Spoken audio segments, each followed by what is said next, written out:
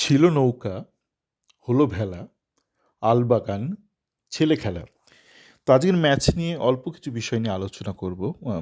4-1 জিতেছে ইস্টবেঙ্গল। আ আলবাগানের বিরুদ্ধে জিতেছে।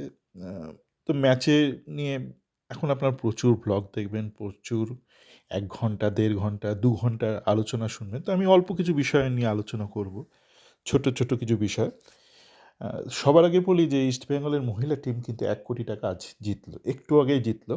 ইস্টবেঙ্গল ম্যাচটা শেষে ডুরান্ড কাপের ম্যাচটা শেষে আমি ইস্টবেঙ্গলের মহিলা টিমের খেলাটা দেখছিলাম। মালয়েশিয়াতে এই মুহূর্তে যেটা খেলছিলেন। আজকে ড্র করলে ইস্টবেঙ্গল পরের ধাপে চলে যেত, মানে এএফসি উমেন্স চ্যাম্পিয়নশিপে গ্রুপ স্টেজে চলে যেত। ড্র প্রয়োজন ছিল। আজকে মালয়েশিয়া যে হোস্ট টিম তাদের বিরুদ্ধে খেলা ছিল। তো ইস্টবেঙ্গল তাদেরকে অনায়াসে ২-০ গোলে হারিয়ে দিয়েছে এবং ২-০ গোলে হারানোর ফলে ইস্টবেঙ্গলের পুরুষ টিম যেমন এএফসি এসিএল 2 খেলার জন্য ৳৩,০০,০০,০০০ পেয়ে গেছে। মহিলা টিম একটু কম থাকে প্রাইজ মানি। তো ৳১,০০,০০,০০০ পেয়েছে। মানে এই মুহূর্তে অ্যাসিওর ৳১,০০,০০,০০০। তো সেটা একটা বড় একটা প্রাপ্তি, কেননা এই ভিসার চক্করে ইস্টবেঙ্গলের মহিলা টিম কিন্তু তাদের যে প্রধান যে আক্রমণের অস্ত্র সেই ফাজিলাকে কিন্তু পায়নি এই টুর্নামেন্টে। তো সেদিক দিয়ে একটা বড় ব্যাপার। এবার আসা যাক যে পুরুষদের যে টিম ৪-১ যে জিতলো, আমার মনে হয় মোহনবাগানের একটা কিন্তু এটা প্রাপ্তি ঘটেছে ম্যাচটা শেষে। অন্তত তারা সগর্বে বলতে পারবে যে তারা এখন আল-আরবির সমকক্ষ।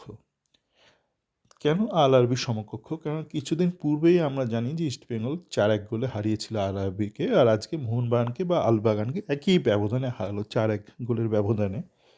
তো গতকাল যখন আমি সুইজারল্যান্ডের জুরিখে একটা স্পেশাল স্ক্রিনিংয়ে যাচ্ছিলাম, নধরের ভেলা, তখন আমাকে এক পরিচিত ইস্টবেঙ্গল ফ্যান বলছিল, দেখো দাদা, ইস্টবেঙ্গলকে সে কিছু স্ক্রিনশট আমাকে শেয়ার করেছিল হোয়াটসঅ্যাপ, বলছে দেখো দাদা, এরা ইস্টবেঙ্গলের ফ্যান ভয় পাচ্ছে, বলছে এফিয়ং নেই, কেন যাব মাঠে। তাই বললাম এইভাবে তো আমি ধরে ধরে তো সবার মধ্যে তো ওরা সাহস সঞ্চারিত করতে পারবো না বা বোধোদয় জাগ্রত করতে পারবো না সবার মধ্যে, সেটা সম্ভব নয় আমার পক্ষে। কিন্তু যেটা ঘটনা, আমি বললাম যদি সম্ভব ঘটে তো কাউকে কাউকে একটু প্রশ্ন করিস যে কিছুদিন পূর্বে আমি আমি এটা আমার একটা আলোচনা তো করেছি যে কিছুদিন পূর্বে কিন্তু আল-আরবি টিম এসেছিল যারা ৫খানা বিদেশি নিয়ে খেলাটা শুরু করেছিল। ইস্টবেঙ্গলের হাতে ওই ২.৫খানা, দুটোর মতন বিদেশি ছিল, কেননা ইকোনমিডিস তখন ফিট ছিল না, আজকে ইকোনমিডিসকে নামানোরই প্রয়োজন পড়েনি। তো ওই দুটো বিদেশি নিয়ে কিন্তু ওই ড্যানি রেমিরেজ আর রাশিদকে দিয়ে কিন্তু ৪-১ গোলে হারিয়ে দিয়েছিল আল-আরবিকে। তো আপনারা একটু ভাবুন যে আল-আরবির থেকে কি মানে better team Mohun Bagan super giant? একটু ভাবুন, একটু বিচার বুদ্ধি, একটু লজিক দিয়ে ভাবুন। অত সবসময় আবেগ দিয়ে আপনি নাচানাচি করুন। এখন ম্যাচ জিতেছেন, নাচানাচি করুন, কিন্তু এই খেলাটা একটু আপনাকে একটুখানি ঠান্ডা মাথায় একটু লজিক দিয়ে ভাবতে হবে যে কিছুদিন পূর্বে এই ইস্টবেঙ্গল টিমটাই অতটা তখন ম্যাচ প্র্যাকটিস পায়নি। নতুন সিজন শুরু হয়েছে। আল-আরবির মতন টিমকে, যারা কিনা ভালো মতন প্রি-সিজন করে এসছে, বেশ এক্সপেন্সিভ প্রি-সিজন করে এসছে, ৫ বিদেশি নিয়ে খেলা শুরু করেছে, তারা বোধহয় ৬ জন বিদেশি নিয়ে এসেছিল স্কোয়াডে, তাদেরকে ৪-১ গোলে হারালো। তো মোহনবাগান সুপার জায়ান্ট কী এমন টিম বানিয়েছে যে আম ভয়ের কারণ আছে। তো আমি কি বলেছিলাম, দেখুন ইস্টবেঙ্গল ভালো খেলবে, ইস্টবেঙ্গল জিতবে আমার পক্ষে বলা সম্ভব নয়, এটা কারোর পক্ষেই বলা সম্ভব নয়। ইস্টবেঙ্গল যে ভালো খেলবে এটা বলা সম্ভব। কেননা ইস্টবেঙ্গল টিম গেম খেলছে, একটা ওয়েল অর্কেস্ট্রেটেড, একটা ওয়েল রিহার্সড টিম গেম খেলছে, একটা পরিকল্পনা রয়েছে, একটা প্রস্তুতি রয়েছে। এরকম নয় যে স্টেজে মেরে দেবো একটা ব্যাপার, সেরকম কিন্তু নয়। আপনারা যদি খেলাটা ভালো করে দেখেন, দেখবেন যে জেসিন, মানে যে জেসিনকে দেখে হাসি পায় মাঝে মধ্যে, সেই জেসিনও যখন নামলো সে কিন্তু একটা গোল করার সুবর্ণ সুযোগ পেয়ে গিয়েছিল। সেটা কেন পেল? মানে যে হাস্যকর জেসিন, সেও কিন্তু গোল করার জায়গায় পৌঁছে যাচ্ছে। তার মানে যে গোটা টিমটাকে খেলাচ্ছে হাবাস যেইভাবে। তো নধরের ভেলাতে শেষ দৃশ্যে আমি এটা নধরের ভেলার নিয়ে আলোচনা নয়, কিন্তু নধরের ভেলাতে ছিল যে নধর বা একটা স্লথ গতির এক যে মুখ্য চরিত্র, তাকে শেষ দৃশ্যে ভাসিয়ে দেওয়া হচ্ছে একটা ভেলাতে করে। তো মোহনবাগানকে যেন হাবাস ভাসিয়ে দিল, ভেলায় ভাসিয়ে দিল। এবার সে কোথায় যাবে কেউ জানে না, কোথায় ভেলা আটকাবে বা ভেলা উল্টে যাবে কেউ জানে না। তো সুপরিকল্পিত খেলা দিয়ে ভাসিয়ে দেওয়া হলো। আর ডিটেলে আমি যাব না, সেই ডিটেলে আলোচনাতে আপনারা শুনতে পারবেন। শুধু এইটুকু মনে রাখবেন, এফইয়ং ছিল না, ইকোনমিডিসকে নামানোরই প্রয়োজন বোধ করেনি।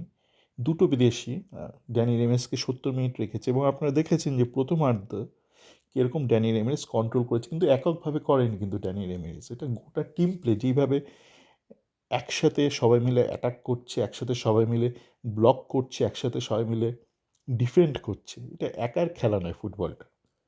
অবশ্যই সেখানে ইন্ডিভিজুয়াল স্কিল দরকার, মানে ফুটবলিং স্কিল। আপনারা আবার স্কিল মানে ড্রিবলিংটাকে স্কিল পাবেন, dribbling is one of the skills.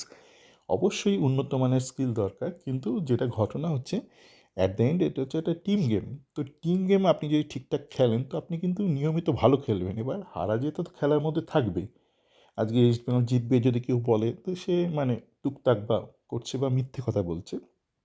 East Bengal ভালো খেলবে এটা বলা সম্ভব, কেননা এটা তার পেছনে একটা প্রস্তুতি রয়েছে। আপনি ধরুন একটা পরীক্ষার জন্য ভালো প্রস্তুতি নিলেন, এবার পরীক্ষা আপনি ফার্স্ট হবেন না সেকেন্ড থার্ড সেটা কেউ বলতে পারে না, কিন্তু আপনি একটা ভালো নাম্বার পাবেন সেটা বলে দেওয়াই যায় আপনার প্রস্তুতি দেখে। আর মোহনবাগানকে নিয়ে বিশেষ আলোচনা করতে চাই না।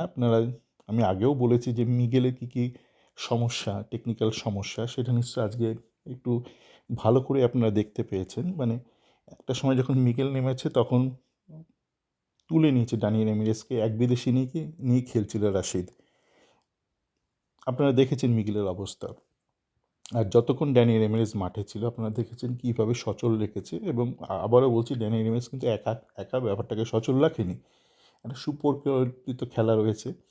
আপনার সাইড ব্যাক দুজনেই বেশ সুন্দরভাবে খেলেছে, মানে একটা গোটা টিমটাই ভালো খেলেছে। আর আরও একটা বিষয় আমি বলতে চাই, মানে গতকালই আমি যখন ওই স্ক্রিনিংটা দেখতে যাচ্ছিলাম সিনেমাটা নধরের ভেলা, তো তখন আমাকে ওই একই ইস্টবেঙ্গল ফ্যান সে একটা স্ক্রিনশট পাঠিয়েছে যে সানানকে নিয়ে খুব টানাটানি চলছে, সানানকে হয়তো মোহনবাগান তুলে নিতে পারে।